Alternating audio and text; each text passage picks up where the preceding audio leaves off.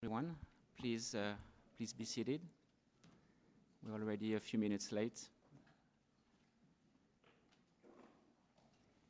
Good morning, dear colleagues, distinguished delegates, ladies and gentlemen, dear friends, and thank you for joining us for our side event, despite the early hours, on towards the Global Refugee Forum Progress Review, turning pledges into impact. My name is Nicolas Brass. I'm the head of the Global Compact on Refugees Coordination Team at UNHCR, and I'm very pleased to have you all join us this morning. We are honored to have such a high-level panel, which I believe demonstrate the across the globe implementation of the Global Compact on Refugees. We will turn to the panel in a few minutes, and the panel will be moderated by Mrs. Jasmine Simperingham from PILNET, which is a non-governmental organization that brings together a number of legal partners and lawyers that really aim at building more equitable societies and protecting civic space. And PILNET has been, I have to say, a leader when it comes to implementing the compact, both in terms of its own pledges, but also bringing together other partners in leading some of the multi-stakeholder pledges. I'm particularly honored to have with us His Excellency Mr. Hilary Onek, Uganda's Minister for Relief, Disaster Preparedness and Refugees, who has found the time to join us this morning despite a very busy schedule. His Excellency will have to leave us by 9:15, so we'll make sure to be on schedule. We are extremely grateful that you are with us because Uganda has been a lead and a role model when it comes to implementing the compact since its affirmation in 2018. And as one of the GRF co-conveners, I have to say we are benefiting from your leadership, guidance. When I say Uganda, it's really yourself, Minister, but also the team here in Geneva, as well as at the country level. So we look forward to your address. The Minister will be delivering a keynote speech. As I was working on my opening remarks, I actually went back to the statements made over the past 2 days, and I realized that actually whatever I would say today wouldn't do justice as what you all have said over the past 2 days in terms of expressions of support towards the compact for what it is, but also in terms of its implementation and what it can be. And we've heard many strong words. Our High Commissioner referred to it as a toolkit that can offer some responses to the challenges we're facing today. We've also heard many words referring to the compact as a blueprint, as a compass as well, that can guide us. And the compact belongs to all of us. It is not a UNHCR's document. So the way we can use the toolkit, the way we will use the tools, we really determine whether we are able collectively to really respond to forced displacement situation and provide protection and solutions to refugee situations. The compact is non-binding, is non-political. It has 4 key objectives: easing pressures on host countries, enhancing refugee self-reliance, expanding third country solutions, as well as supporting conditions in countries of origin for a safe and dignified return. So this is really our objective today, to look at how we have been doing in terms of implementing the pledges and the compact overall, especially since 2023. We will present you a few preliminary and non-exhausting takeaways from the stock-taking process that we have conducted. And I'm very pleased to have also with us on the podium Ziad Ayad, Senior Policy Officer in the GCR team, who will walk us through those 16 initial and non-exhaustive takeaways, which we hope will also inform your reflections and your preparations for the GRF Progress Review in December. So with no further ado, let me invite His Excellency Minister to deliver a keynote speech. Let me also remind you that there is translation in French as well. Thank you, Minister. The floor is yours. Thank you very much, Mr. Brass. Distinguished delegates,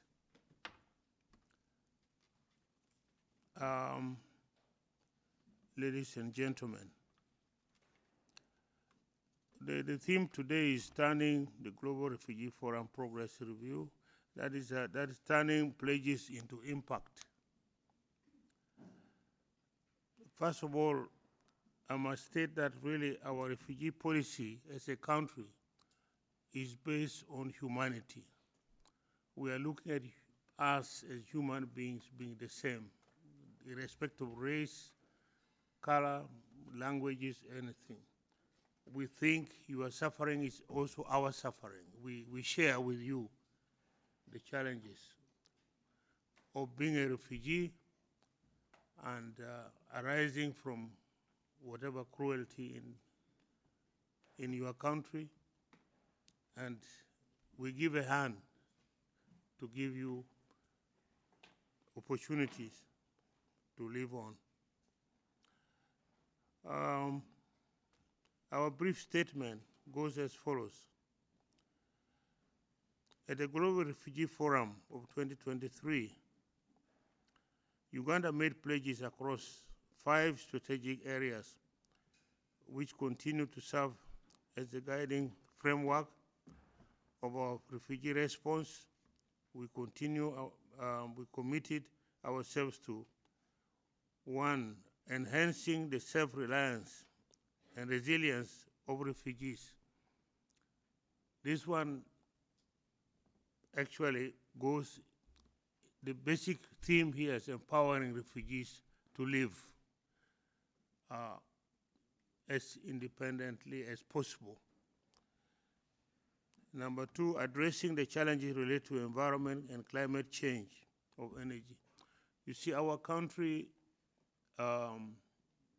we have limitations in energy particularly, and therefore most refugees are using firewood and the biomass, which definitely impact on the environment. So, and the reason why really this has become a theme for us, and we are restoring back the environment destroyed by the large number of refugees and so on. Number 3 is strengthening the role of local and national actors. We have our own NGOs, the local NGOs, who work side by side with foreign NGOs addressing the same challenge, and they are our partners. And we ensure that their role is not interfered with, and we only support them in those efforts. Number 4 is advancing durable solutions to the refugee challenge.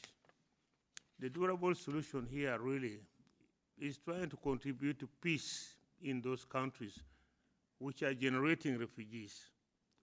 If a country is peaceful, there would be no reason why refugees would be running away from those countries to other countries.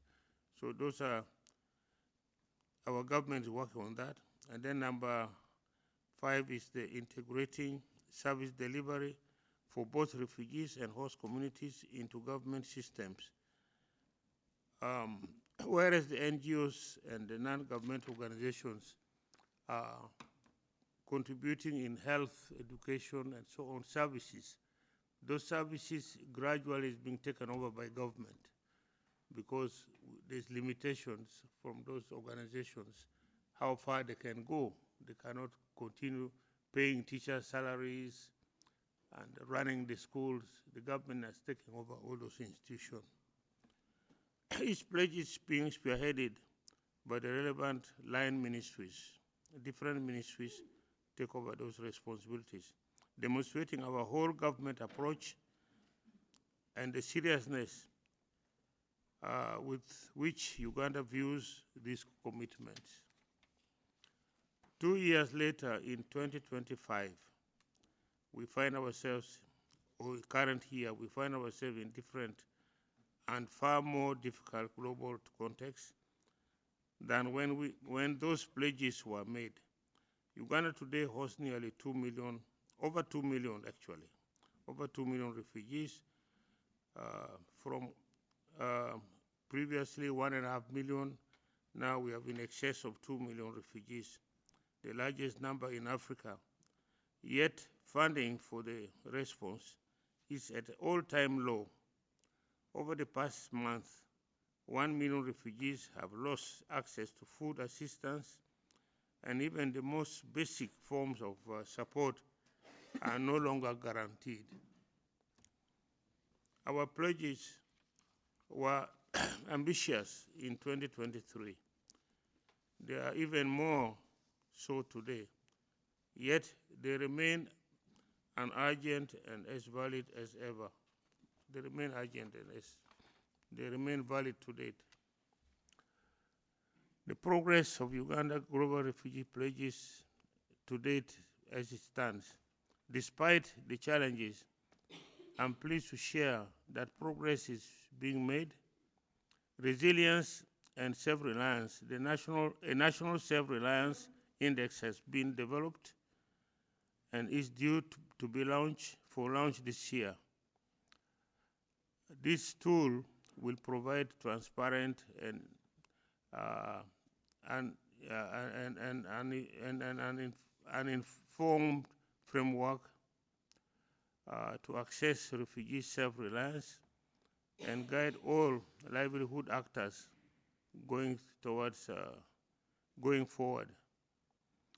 In fact, those indexes should guide actually the actors. Number two, localization. The national localization strategy is being finalized to ensure the national and local actors play a central role in the refugee response. Actually, government is already taking over a number of responsibilities that were carried out by the NGOs. Climate change, energy and environment issues. Uganda has forged innovative partnerships such as solar electric cooking initiative called SOLCO and Eco Adapt to promote sustainable energy and environment management. Those innovations are coming as we keep improving on our technologies in that area. Number four, integrated service delivery, that is transition. A national transition strategy has been developed and adapted by government and partners to guide the planned and phased transfer of partner-managed services, particularly in health, education, and water services, into government management. Durable solution. Uganda is supporting peaceful building and peace building and regional dialogue to create conditions for voluntary repatriation. We have successfully managed that with Burundi. The Burundian refugees, we were numbering over 50,000, are now returning home. We have also guaranteed birth registration to all Ugandan-born refugee children, ensuring their socio-economic rights and legal identity. At the regional level, Uganda continues to engage with IGAD and African Union to foster conditions for voluntary return where possible. Partner pledges and finances.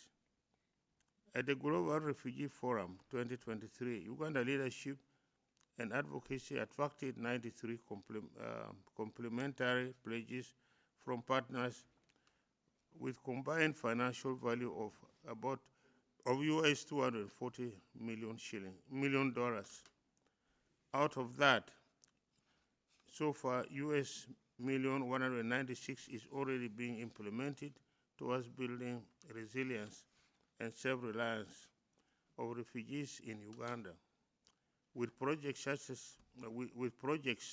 such as Denmark's URRI, Netherlands Prospects, AFSI, World Food Programme, and European Union through IGAD underway, to mention but a few. While this demonstrates strong international solidarity, not all pledges were backed with financial resources, and several remain misaligned with the specific objectives set by the government of Uganda. It is important to underscore that core areas such as transitional management and durable solutions depend on the principle of international responsibility sharing.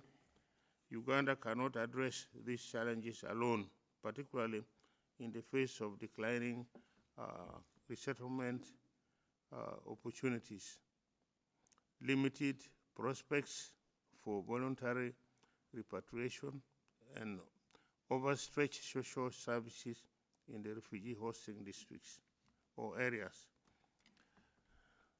Commitment and the way forward.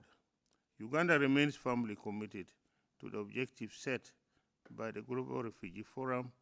We will continue implementing our strategies, fostering self-reliance and expanding economic opportunities for refugees and host communities alike. Currently, a government-led stock-taking process is underway. A comprehensive questionnaire has been administered for all pledging entities and key partners to assess the impact of their contributions.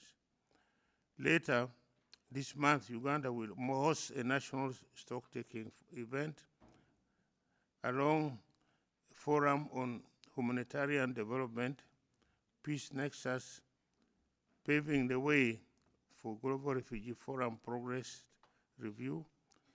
Importantly, refugees and local governments are fully included in this process with pledges of their own under review.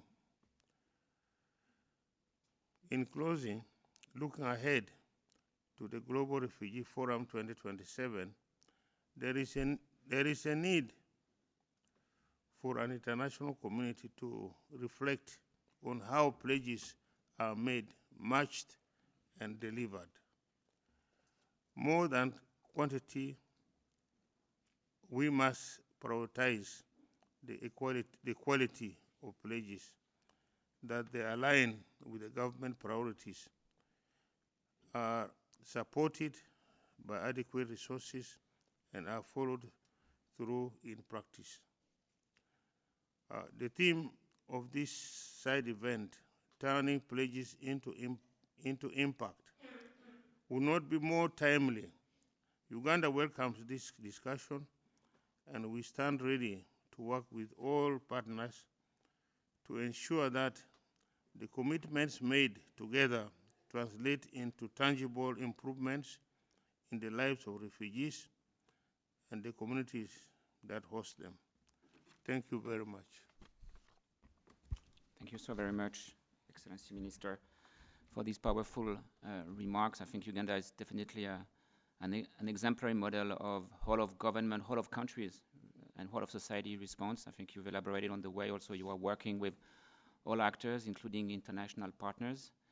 And thank you also for sharing with us the advances in terms of implementing the pledges made that really speak to the spirit of the Global Compact. You've also highlighted some of the key challenges which are well known to us. You mentioned the financial constraints, and this is also why we are here today, and we want to also make the meeting in December count. So mindful of the time, and with no further ado, let me invite Ziad Ayad to provide an update on the preliminary findings of the stock-taking process that we've been carried out for the past month. Over to you, Ziad. Thank you. Thank you. Thank you, Nicolas. Good morning, everyone. And indeed, this portion of the presentation, I think, is a natural segue to the words that were just presented by the Honorable Minister. And what I'll be presenting to you are a list of non-exhaustive, very initial takeaways from the stock-taking process that has been carried on over the last year specifically. And we're mindful that stock-taking is an ongoing process and continues. So several have been held at the global level, regionally, and locally. Indeed, it's not intended to be considered final, but to inform preparations over the next couple of months and then eventually inform the meeting itself. So in terms of the first lot of takeaways, allow me to start with easing pressure on host countries. So to date, 3,453 pledges are recorded cumulatively. A significant number of them are in progress, a significant number are fulfilled. So almost 18% of those that have been reported have been fulfilled. We've received 1,400 updates in the first year, in the last 12 months, alone. And in fact, we have an ongoing campaign at the moment and invite others that haven't yet managed to provide updates to do so. The 47 multi-stakeholder pledges, which were launched at the second Global Refugee Forum, continue to advance and advance positively. Of course, as indicated by the Honorable Minister, implementation is evolving, but the implementation also remains largely uneven, and it's driven by the fact that you have significant progressive and bold and progressive policy pledges that support inclusion solutions and protection that are hindered by a lack of financing. There's a strong political will in support of matching, but that strong political will has not yet been supported at the level that we would have hoped it to have been the case.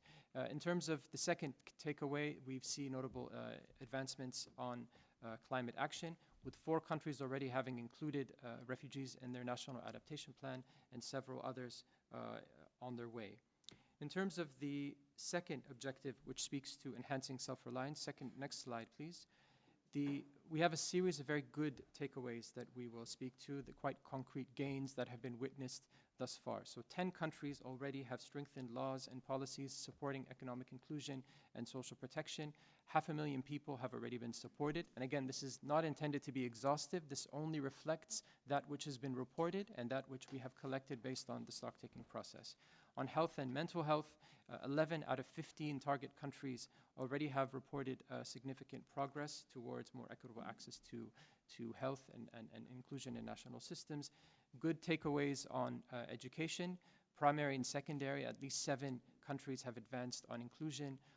On higher education or tertiary education, many of you know of the 15 by 30. So that pledge is very much on track, with 6% having been reported in 2023, and that number is now at 9% based on the current, most recent recording.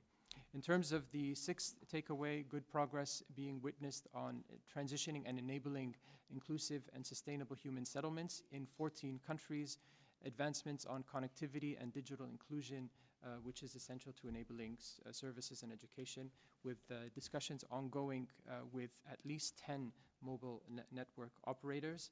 And then lastly, in terms of Objective 2, we have witnessed statistical inclusion having improved significantly, with 6 countries having included them in national censuses and 10 in national surveys.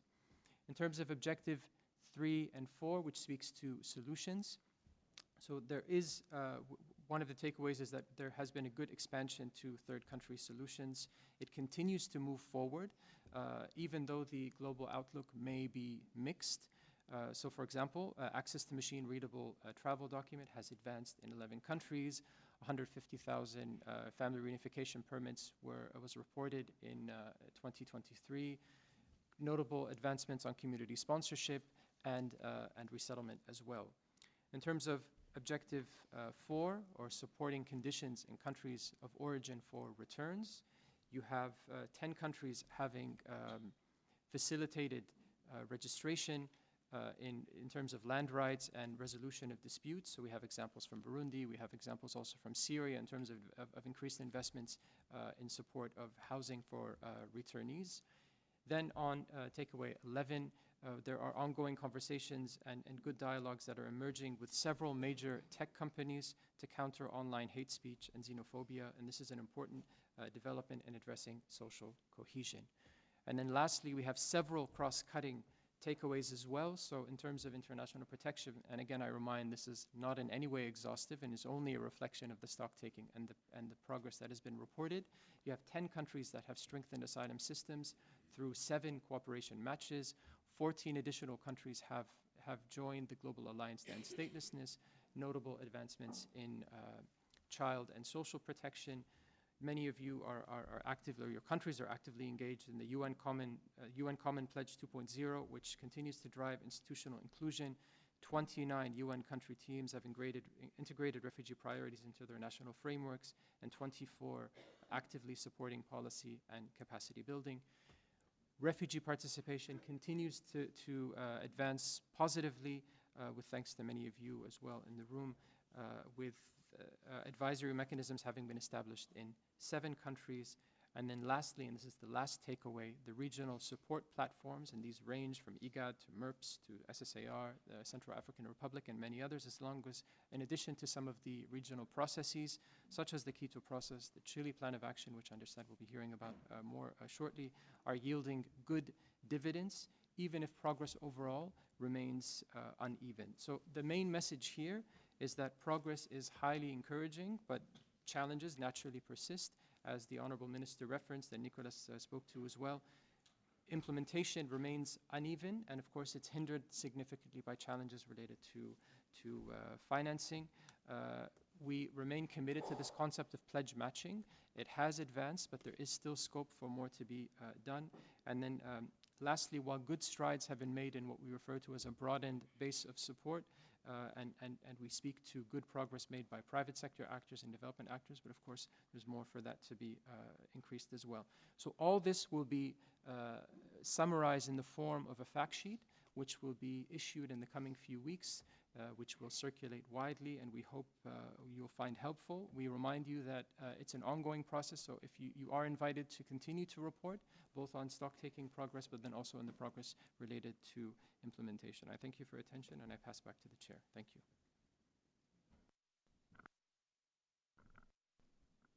Hello, and thank you for those remarks. I think that provides us a good baseline in which to have this conversation today.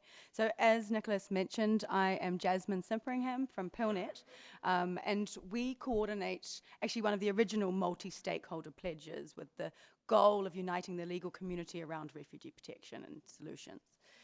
And I mean, our own pledge stock-taking efforts have actually mirrored some of the things that have just been highlighted in terms of the very significant impact that funding cuts have had on, particularly, including on civil society, and you know, who, as you mentioned, work alongside you all to provide protection to refugees. So, I mean, at the same time, I think something I wanted to say is in terms of the whole of society approach and the private sector piece, in terms of broadening who it is that is engaging in refugee response, that is something that our pledge has always had at the heart of it. So legal community members being lawyers and law firms and private sector legal communities being involved in delivering free legal assistance and actually helping out NGOs when they've, in light of some of these funding cuts. So I think, I mean, really, you know, as was mentioned, this is a time right now, not just to think about bringing in other actors and the whole of society, but it's also a time to think about whole of government. But dare I say, I think it's a time to think about whole of world approaches, and that's really what the GCR is about. I know it sounds a bit cheesy, but really that's at the heart of the GCR, is everyone sharing responsibility and opportunity equally. And so the progress review will be an essential moment for us to take stock against those efforts. And I'm delighted to be moderating the session and being joined today by several honourable state representatives who will share their experiences and lessons on pledge implementation, setting the stage for a deeper conversation in December. So I'd first like to turn to Mr. Robert, and here I say it with a name that is very difficult to pronounce in the international scene, so forgive me for anyone whose name I do not get right. I hope you'll afford me the same degree of allowance that I give others. Mr. Robert Abisagomon, from the Deputy Minister of Foreign Affairs from Armenia. So we know that Armenia has demonstrated how pledges can translate into system-wide reforms. So from asylum, digitization, to social protection and education. Can you share how a whole of government approach made this possible, and what coordination choices were key to delivering impact across those sectors? Thank you very much, Madam Moderator. Excellencies, distinguished delegates, ladies and gentlemen, first of all, I would like to thank for this opportunity to participate in this gathering. I believe it's a very timely discussion, especially when we are advancing towards the Global Refugee Forum Progress Review. First, I would like to say that I fully agree with you that we should have this whole of world approach, actually. But locally, I believe we should have also whole of government and whole of society approach hand by hand.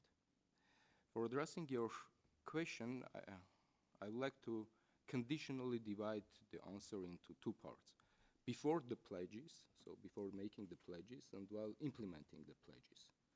So when we joined the Global Compact on Refugees and presented our pledges at the Global Refugee Forum, and here I would like to refer to what said by Mr. Brass.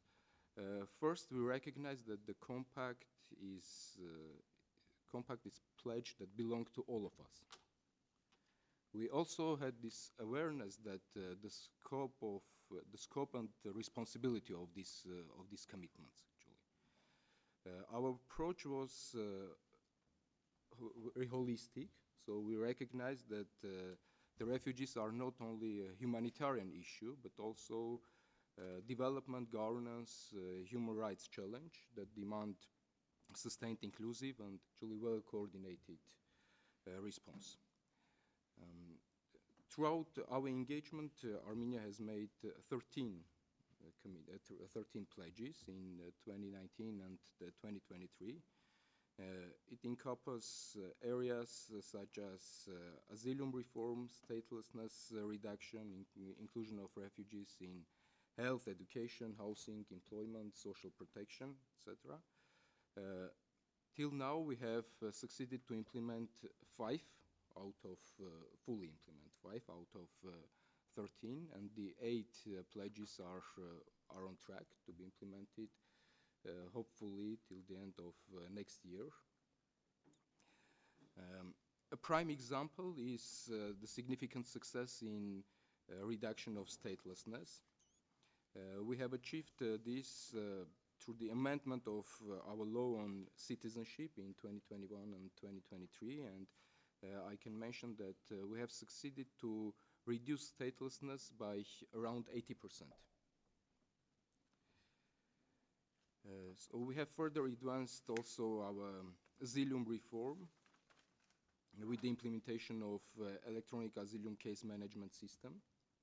So recent amendment to the law on refugee and asylum demonstrate our commitment to improving procedural safeguards to vulnerable communities. So our experience actually showed that when political will, clear coordination, and shared accountability come together, even with a small administration, a small country can deliver a wide range reforms. So as you know, Armenia is currently among the countries hosting the highest number of refugees per capita. In 2023, within a matter of days, 115,000 ethnic Armenians had to leave their homes and find shelter in the Republic of Armenia. To show this number, it is 4% of our population. And I believe it's evident that there is no single country that can deal with this issue alone. And with the assistance of international partners, and from the very beginning, understanding that no single ministry can handle this issue. So with the coordination of line ministries, we address the immediate needs of refugees, and from the very beginning, we knew that the cooperation is key for implementation of this challenge. So based on this understanding, all the line ministries started to work together to integrate refugees into Armenia's health, education, social protection systems, and I should mention that by 2024, around more than 17,000 children were already enrolled in Armenian schools. So refugees were also integrated into the existing national healthcare system. During the influx, thousands of refugees were treated in national facilities of Armenia, where hundreds of refugees, doctors, nurses, were incorporated into the health workforce of Armenia. Actually, this approach prevented parallel structures and ensured equitable and cost-effective care, and directed also the international support towards strengthening Armenia's healthcare system for the benefit of refugees and local communities, host communities, actually. In terms of housing and economic inclusion, our government has provided substantial support to refugees through rental subsidies and accessible pathways to permanent housing. Collaborating with international financing institutions, Armenia is actively advancing initiatives that promote economic inclusion and self-reliance among refugees. The focus on training and job placement services has facilitated the integration of refugees into the labor market of Armenia, allowing them to contribute meaningfully to the economy while also rebuilding their livelihood in Armenia in the new communities. So the implementation of Armenia's GRF pledges actually is coordinated by relevant ministries, with the Ministry of Foreign Affairs overseeing the overall strategy. This whole of government and whole of society approach ensures that refugee matters are embedded within national and local budgets, reinforcing the notion that refugee inclusion is a shared responsibility across all sectors. And as we look ahead beyond 2025, we plan to adopt a comprehensive state policy on the integration of refugees, returnees, and migrants, ensuring sustainable inclusion across housing, education, health system, and social protection system. So we are aligning the main approach that we are aligning our GRF implementation with national priorities and international commitments. I believe this is the main success that Armenia has. Thank you very much. Thank you so much. I mean, particularly the 80% reduction in statelessness is incredibly impressive, as is the integration across the national systems. So that was very interesting. In terms of the conversation, just a quick reminder, we're hoping to also have interventions from the floor, so if we can keep things to sort of 5 minutes max, ideally. I would like to bring Mrs. Claire Walsh, Ambassador and Permanent Representative of Australia, into the conversation now. And as I highlighted to Claire, Ambassador, earlier today, Australia is actually one of the 2 states who made a commitment to the Legal Community Pledge, pledging 48 million to legal service providers, really understanding that having the whole of society engaged in refugee protection is essential. So I think, I wanted to thank them for that. Alongside that, obviously Australia has made very significant strides with many of its GRF pledges, not only as a significant donor to the UN Peacebuilding Fund, but also through other humanitarian programs, and particularly in the areas of refugee resettlement and complementary pathways, as well as gender, meaningful refugee participation, and other essential areas. So as we prepare for the GRF Progress Review, how does Australia see its contributions advancing the objectives of the GCR? And perhaps what lessons from your own pledge implementation could be shared in regards to strengthening responsibility sharing? Thank you very much, Jasmine. And also, can I say it's an honour to join this panel today, and good morning to everybody that is joining us for the discussion. I think all of us in the room are acutely aware of the current global realities we're facing, the unprecedented scale and complexity of forced displacements, and we've already heard 3 speakers talk about that today, limited and decreasing resources, and the heavy responsibility that host countries are shouldering. And so in such a context, no one country or institution can adequately tackle the immense challenges alone. A critical takeaway from designing and implementing the 25 pledges that we made at the 2023 Global Refugee Forum is that addressing displacement and mobility requires collective action. Australia has demonstrated its ability to bring together governments, civil society, the private sector and refugees to coordinate efforts. I think this enhances opportunities that enable meaningful participation in society and embodies the Global Compact on Refugees. So today I thought I would outline a few areas where we're making significant progress against our pledges. We are committed to strengthening the UN's peace-building and conflict prevention efforts to ensure they remain effective and responsive. And so through our GRF pledge and our current term on the UN Peacebuilding Commission, we've actually tripled our funding contribution to the fund to $15 million annually, which places us in the top 10 contributors. And we've also been able to contribute more than $5 million to the UN Department of Political and Peacebuilding Affairs to support preventative diplomacy.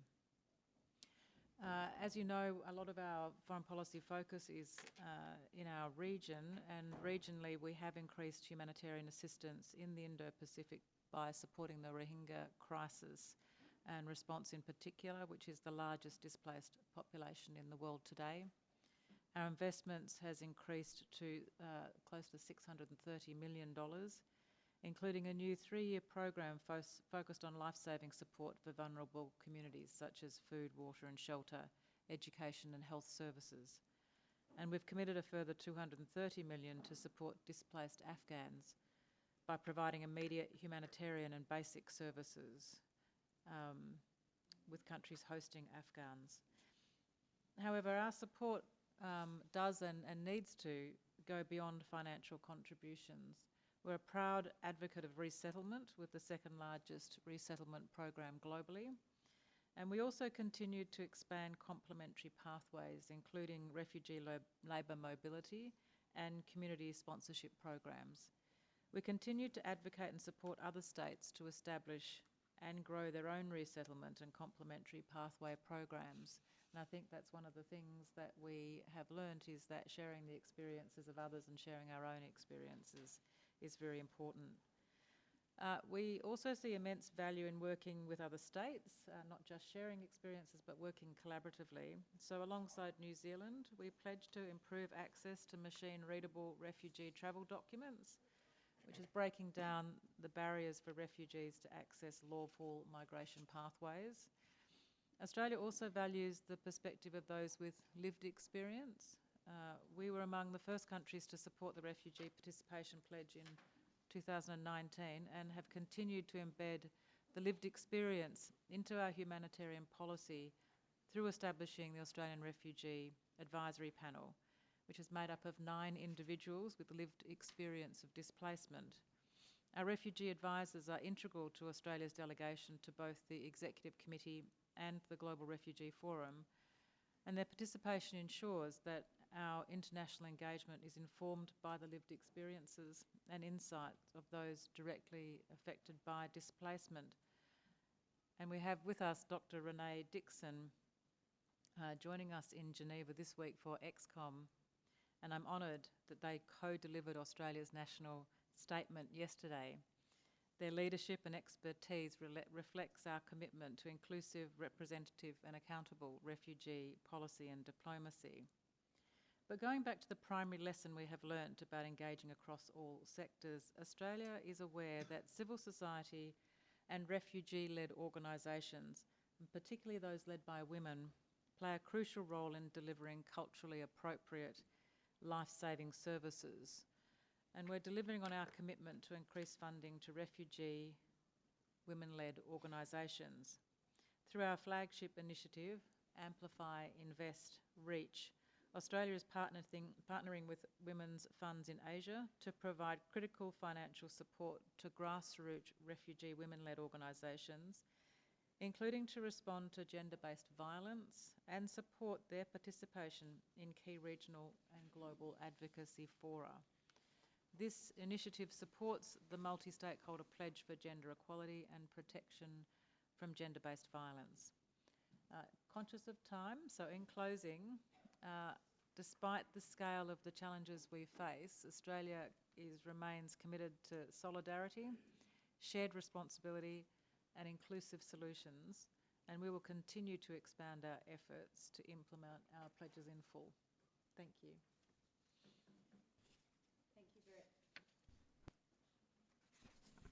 Thank you very much. And I'd like to now turn to Mr. Carlos Macia Becalo Cozendi, the Secretary of Multilateral Political Affairs from the Minister of Foreign Affairs in Brazil. Now, Brazil has combined asylum innovation, community sponsorship, and very importantly, as was just discussed with Australia, meaningful refugee participation with equal access to services. So looking back, where are the most important lessons you would share with the audience that helped make those reforms both fair and efficient? Thank you. Thank you very much. It's a pleasure to be here. And just to start, to give you the background picture, Brazil didn't have the experience some 15, 20 years ago to receive great amounts of migrants or refugees. That's something that really started strongly with the problems in Haiti. So we received a wave of Haitians, then we had some Syrians, and then we have a lot of Venezuelans, and then Afghans. Uh, they are not a problem in terms of absorption in Brazil, but they create problems in terms of concentration. Because in the case of Venezuela, for instance, at the height, we had 1,000 people coming into a town of 6,000 people. So of course, it puts a lot of pressure. So I think I would highlight three aspects of what has happened here that answers to your question. First one is that we had a good base of social policies that were mostly of universal application. So in fact, although we were not prepared for refugees specifically or migrants specifically, we had universal policies, for instance, in health with universal access or education, where we could immediately include those people who were coming into those policies. So they have direct access to health systems, to education systems, to labor systems. So it facilitated a lot. Now, of course, we are, and it's part of the pledges that we made, is to tailor those policies to needs of migrants and refugees. So we are trying to develop a health policy for refugees. I think the next step will be on education, because of course they can come in, but they do not have up to now a specific attention, and this needs to be developed. But the fact that we had a good social base, we also had a good cash transfer program for people who in need. They are also included in that. So when they come into Brazil or when they are relocated to other parts of the country, they can have access to the cash transfer program, so that they have a period where government gives them a minimum income until they get until they can survive by themselves in the places where they go. The second aspect has been already highlighted a lot, is to have an inclusive coordination process that includes whole of government, whole of society. If you think of our operation, what we call Operation Welcome for the Venezuelans, it involves more than 100 different organizations between government agencies and ministries, international organizations, civil society organizations, private sector.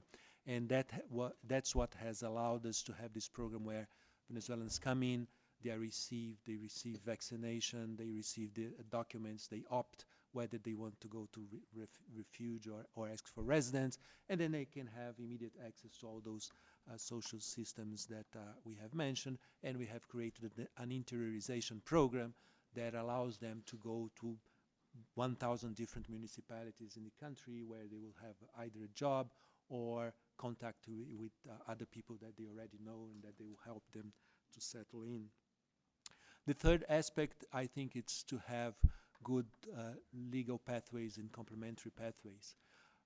We were fortunate enough that our legislation has changed in 2018, with a much more liberal approach in relation to migrants, and before that the legislation on refugees as well, which means that we now basically don't have irregular migrants, but they are basically they come in. We have this agreement, and there also the aspect of regional cooperation is important. We have an agreement which was originally a Mercosur agreement, but it was extended to basically all the countries in South America, that facilitates receiving residence permits. So, as I said, when a Venezuelan come into the northern frontier of Brazil, in a town of 6,000 people, they can opt whether they want to ask for refuge or if they want to ask for a residence. And it gives them basically the same rights, both solutions. They can immediately have access to all those systems. They can start working, and so they receive a national identity number, and then they are able to participate in national life as any Brazilian citizen, except for voting. But and so I think that the fact that we had this agreement facilitated a lot in the case of the neighborhood, and the fact that we had some complementary pathways in our legislation, like the humanitarian visas that were applied to Syrians, applied to Afghans, also facilitates the fact that when they come in, they are regular, and they can have access to normal services. In the case of Afghans, for instance, we had this problem that given that they have a very different culture, different language, they have difficulties to establish themselves in Brazil. And so we had even a problem with the airports, because they would stay in the airport, they wouldn't have where to go. So we created a community sponsorship program that now has already enlisted around 800 Afghans that will then come in already knowing where they are going to go and having support for their adaptation in Brazil. I'll highlight those three. There are others, but those would be enough. Thank you. Thank you so much. There's some amazing examples there. So now just turning as well to Chile, we've got Ms. Claudia Fuentes Julio, Ambassador and Permanent Representative to the United Nations Office at Geneva. Again, I'll highlight that Chile was actually the other state that made a commitment to the Legal Community Pledge, so this is great that we're seeing representation up here. And that was in regards to supporting legal representation for unaccompanied or separated children, which I know is something that, the protection for vulnerable people is something that you've been particularly looking at. Now, we know from the stocktaking that Chile has been instrumental in advancing refugee inclusion, protection and solutions. So not just at the national level, but as was mentioned earlier by Zaid in terms of the Chile Plan of Action as well. So this action plan has become an important framework for strengthening asylum systems, promoting socioeconomic inclusion, and advancing coordinated regional responses across Latin America and Caribbean. So I'd like to ask, what have been the most significant lessons so far in turning this plan into tangible results? And what further support or partnerships are most needed to ensure its pledge, the pledges translate into sustained impact for refugees and host communities? Thank you.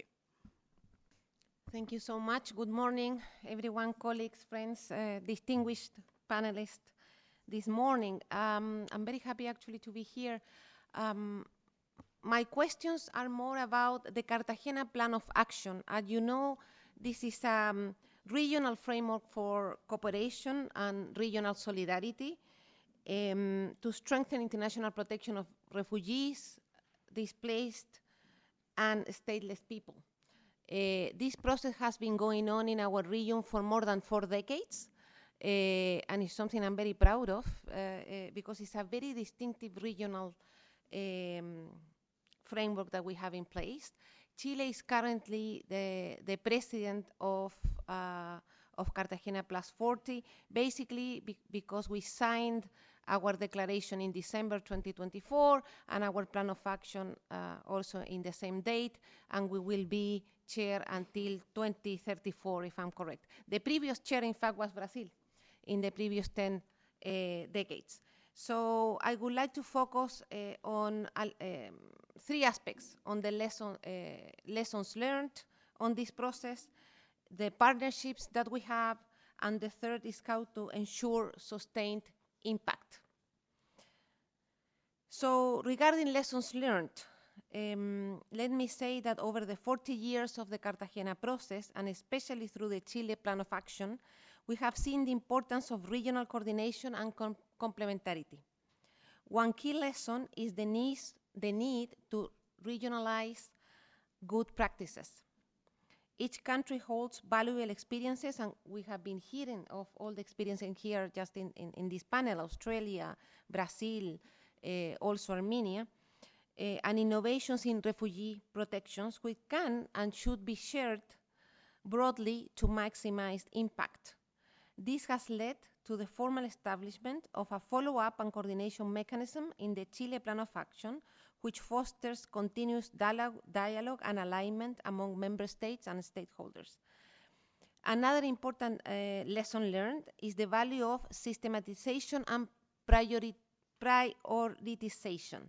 With over 100 recommendations from the first 3 chapters of the plan, and I think this is something we all faced, that we were hearing about the GRF, the number of pledges is something that we really have in our shoulder countries. So what we decided here is to give priority to our plan of action. So we had a meeting actually in July this year in which the region focused on advancing collectively 15 priority areas, 5 from each chapter between protection, solutions, and disaster displacement to ensure concrete progress and avoid fragmentation. For the upcoming support platform meeting that we have in November, the Secretariat has been working on the systematization of good practices, as well as highlighted gaps, pool resources to mobilize collective action. The analysis will allow us to translate priorities into concrete initiatives based on the Chile's Plan of Action. So the second issue that I would like to highlight is the support and partnerships. To achieve the plan's ambitious goal, continued and enhanced collaboration is key. This means a stronger coordination between the Cartagena process and other sub-regional mechanisms and forums, including migration-focused initiatives, which often overlap in key areas. At the national level, frameworks like the United Nations Sustainable Development Cooperation Framework and resident coordinations, for example, play an important role in alignment of this effort. Multi-sectoral partnerships are critical, and this has also been highlighted by the previous panelist. We have invited donors, civil society organizations, international agencies, academia, private sector to engage actively in the implementation of these priorities. Their support, both technical and financial, is needed to ensure that the plan translates into practical solutions on the ground. Engaging refugees, displaced persons, and stateless individuals in the design, implementation, and evaluation of policies and programs is of particular importance, and the region can count with a solid network of refugee and displaced-led organizations. Strengthening the role of local governments, civil society, and host communities in implementing is also a key feature of the Plan of Action of Chile. Finally, and with this I'm finished, to ensure sustained impact. The Chile Plan of Action is not a short-term endeavor. It's a long-term commitment. As I said, it's a 10 years plan. So sustained impact requires political will, ongoing dialogue, transparency, and inclusive governance. It also means centering human rights, gender, and inclusive approach in every step of the implementation. Refugees and displaced persons are not mere statistics. They are people with dreams, rights, and real contributions to our societies. In conclusion, the success of the Plan of Actions depends on all of us, working together, guided by lessons learned, supported by strong partnerships, and driven by shared vision of dignity and solidarity for all. Thank you so much. Thank you so much, and thank you to all of the panelists for their very rich contributions today. Now, we want to open up the floor to hear from some of you as well on the progress that you have made in advance of this Global Progress Review. So if you could just put your nameplates up. We have a number of people, and I would love for everyone to be able to speak. So if we can keep this somewhat rapid fire, then we might all get as much interventions as possible. So turning first to Colombia. The floor is yours.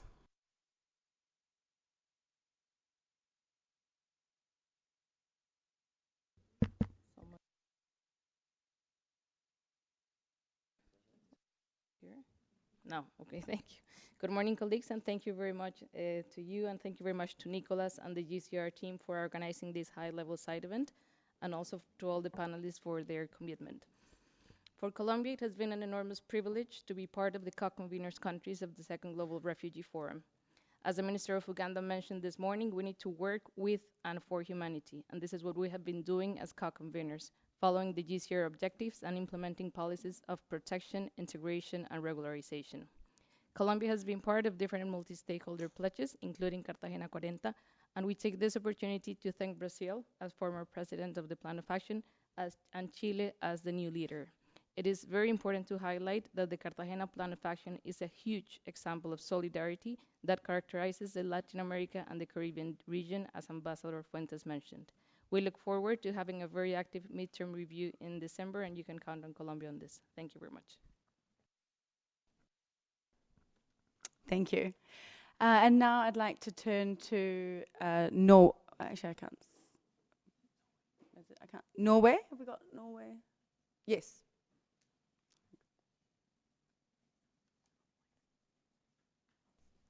Thank you. Sorry, can you give me a minute and I'll come back in 2 minutes. I've already. Sorry.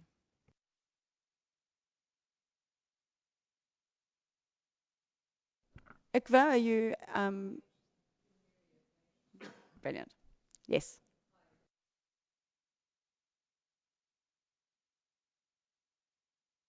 To say thank you to UNHCR for convening this event. Sorry you didn't hear me before, but good morning all. Many thanks to UNHCR for convening this event today, and of course a sincere thanks to the esteemed panelists for their impactful interventions. We just want to have say a couple of words. We all know this year has been marked by diverse and complex challenges, but we just wanted to emphasize that the GCR is and continues to be a critical framework, and as you've all said this morning as well, rooted in solidarity, responsibility sharing, and inclusive participation, and it brings all stakeholders together. And I think importantly from our side, we just want to highlight civil society. Civil society organizations are not peripheral to the compact, and thank you this morning to panelists who've recognized that. We're very central to implementing and championing its success, from delivering frontline protection and assistance to driving accountability, innovation, and locally led responses. Civil society organizations bring legitimacy, expertise, and proximity to communities that really many other actors cannot do.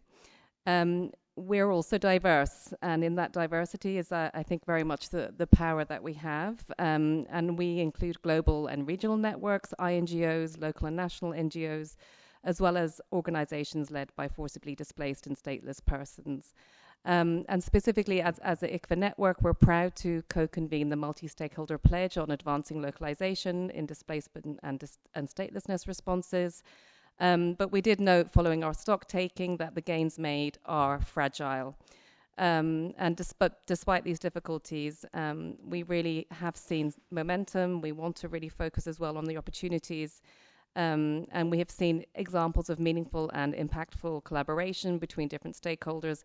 And I think this really demonstrates what is possible when we uphold the spirit of the GCR. So we very much look forward to continuing our engagement and to, of course, the upcoming GRF Progress Review meeting in December. And thank you all very much. Thank you, Ikva, for those comments. Of course, as an NGO myself, wholeheartedly agree with the importance of civil society and the role within the compact, implementation of the compact. Now, Ethiopia, the floor is yours. Thank you.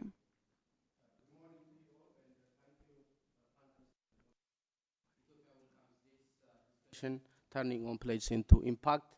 At 2023 GRF, Ethiopia made 6 interconnected pledges. This includes climate action, human settlement, inclusion to the national systems, private sector, and access to land and digital connectivity and documentation. Ethiopia participates in different multi-stakeholder and IGAD pledges, and we are also part of the group of friends.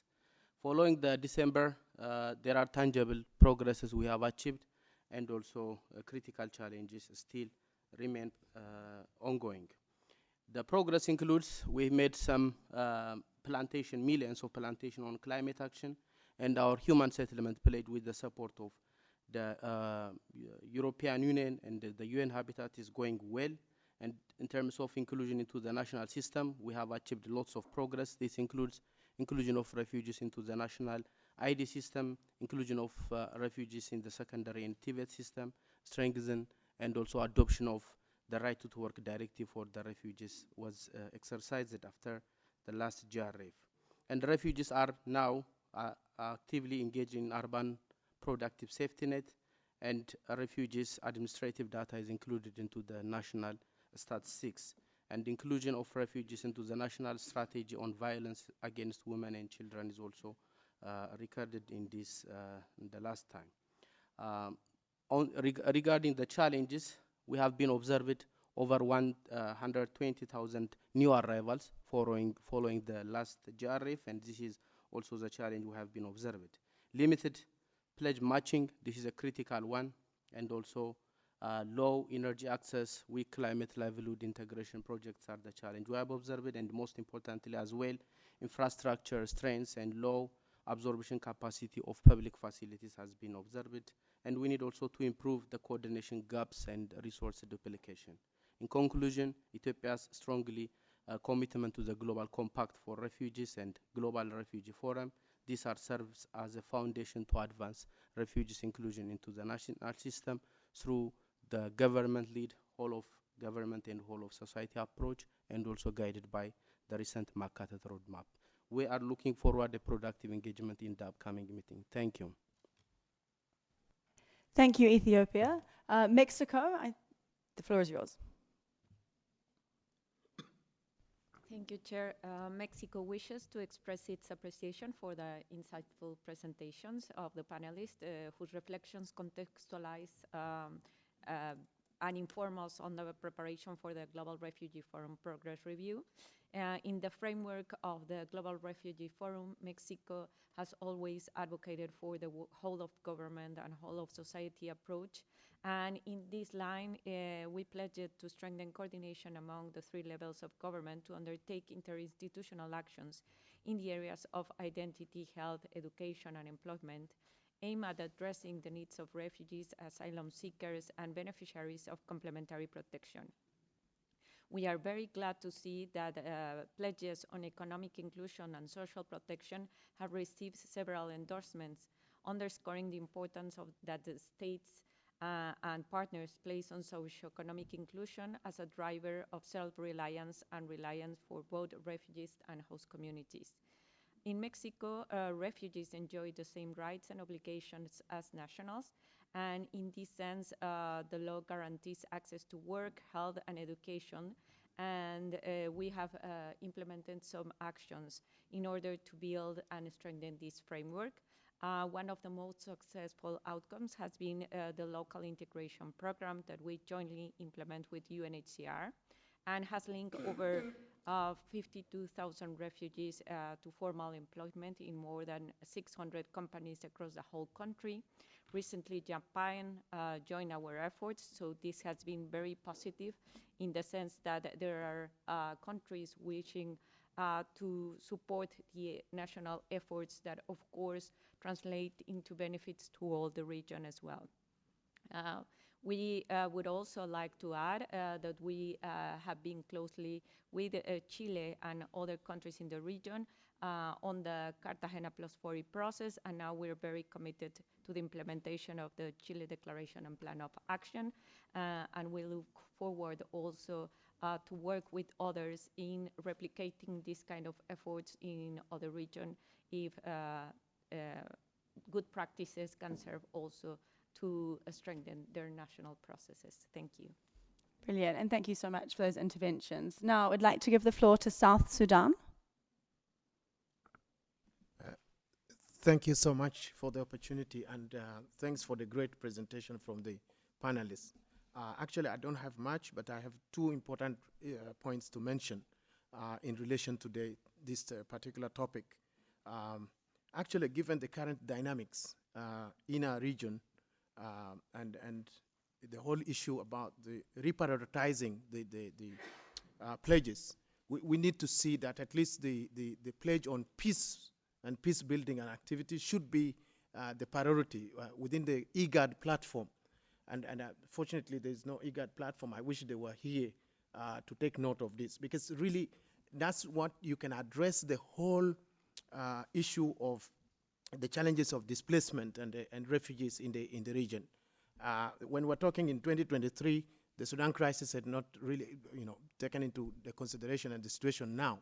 So South Sudan is receiving a lot. So all our pledges, which we made 6 pledges, tend to now need to be prioritized, looking at the issue of peace. And I think this is the point I wanted to emphasize. Secondly, we as a government has already established what you call the National Technical Committee, a secretariat for the Global Compact on Refugees and the pledges. So really, at this stage, we want to say this is a good preparation for the upcoming review, and we want to really participate effectively and to ensure that we contribute towards the success of this. The last thing is really the matching pledges. It's an issue. Our case has been like we had 1 million South Sudanese in Sudan. Now they return because forcefully. But they need documentation. Otherwise, that's the way we could address, statelessness, because some of them were born in Sudan. Some they came back, as people married, few families, and so.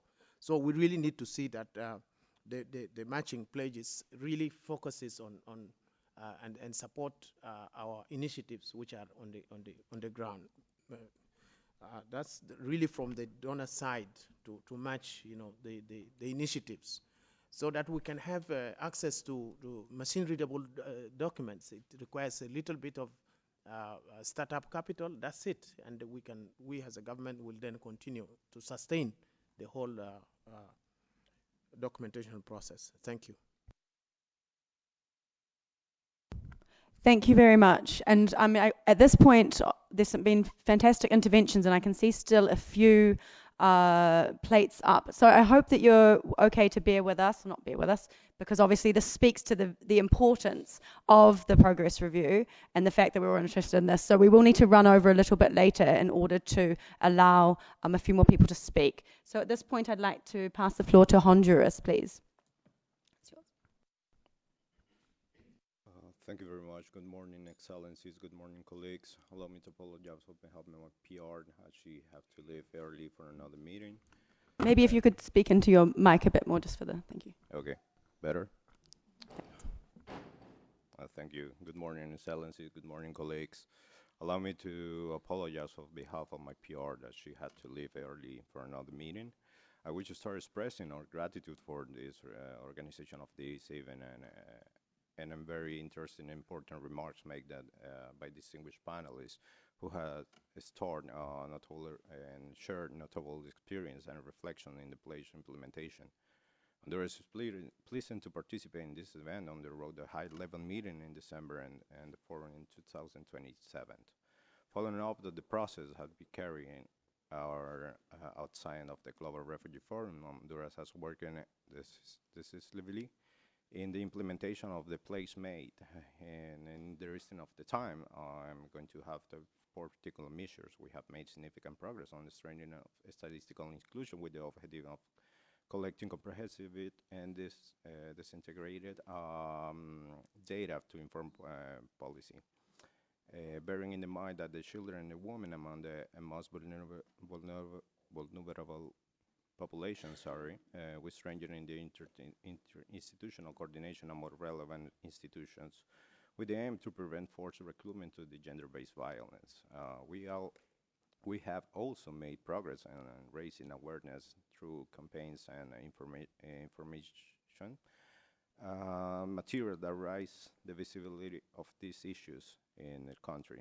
Lastly, Honduras national government is engaging closely with local governments to consolidate a comprehensive response to internal displays. Various consultation and trainings that brought together local authorities from 8 key cities led to create a draft set of municipal guidelines to address internal displacement, which include a participation of approach and decision-making progress to the refugees.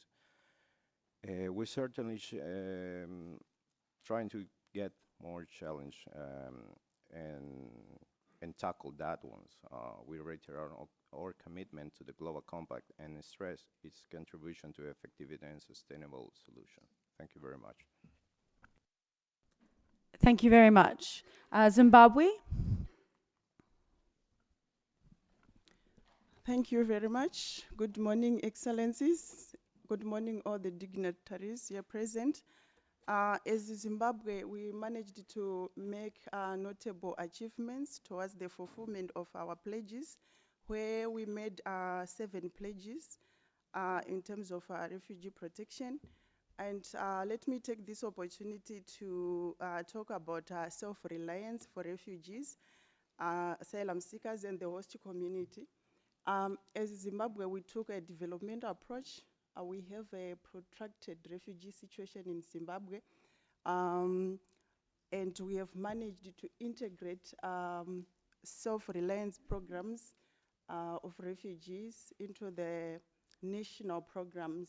We have also managed to make strides in making sure the Tongogara refugee settlement is changed to a district services center, where it is integrated into national programs, and where the refugee settlement can manage to trade freely with the host community, and also to have businesses freely with the host communities. We have quite a number of refugees and asylum seekers who now have registered businesses and who are doing very well in terms of self-reliance. Then we also managed to have our refugees and asylum seekers integrated into sporting activities. We have a soccer team for refugees, which is playing in the national teams, and we also have the judo and the karate team, which are now affiliated into our national associations. So these are very notable strides where we are managing to include refugees and asylum seekers into the national system. We also managed to improve our asylum process in Zimbabwe, and also we managed to update the legal and policy frameworks that governs refugee protection and in Zimbabwe. At the moment, the Refugees Act in Zimbabwe is now is being amended, and we are now at the bill drafting stage. All the principles and all the consultations were done.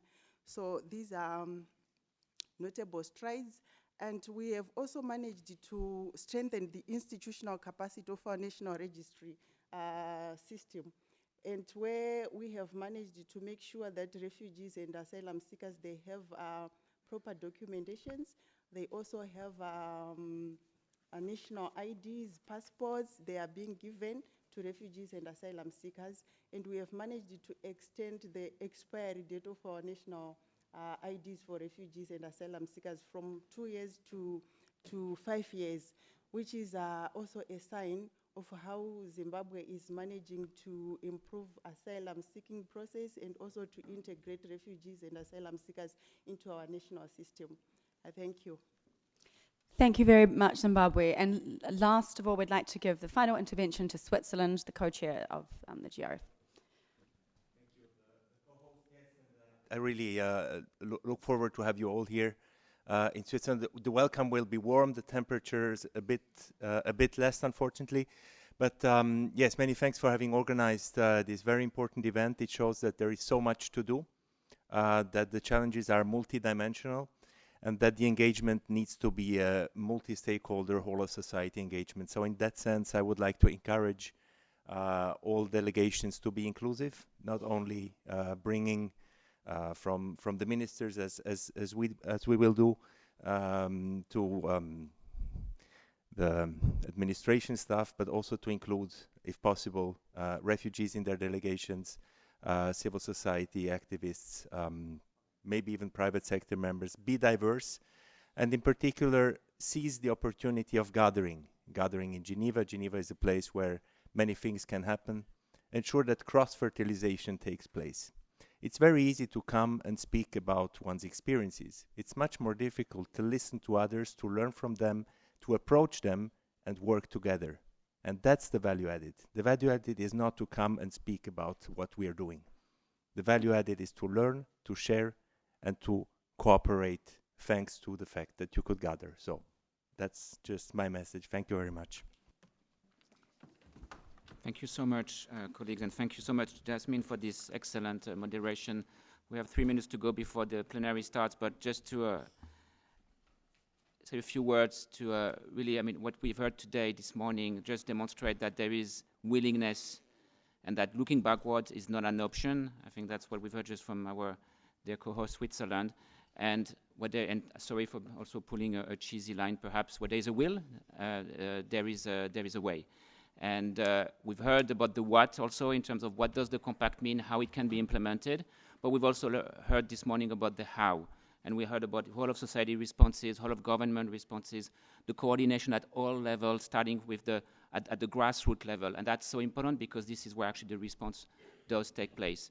And last but not the least, building on the point made by Switzerland on refugee participation, I would like to express our sincere appreciation to Switzerland, but also the United Kingdom for supporting financially the participation of refugees at the GRF Progress Review, where we will be able to maintain the same level of participation as at the GRF in 2023. And last but not the least, thank you also to those countries, in particular Netherlands and Norway, who put down their plates to give space to other speakers. And we know that you have made references to your work and support of the GCR in your plenary statements. Thank you all very much, and thank you, panelists and excellencies. Thank you.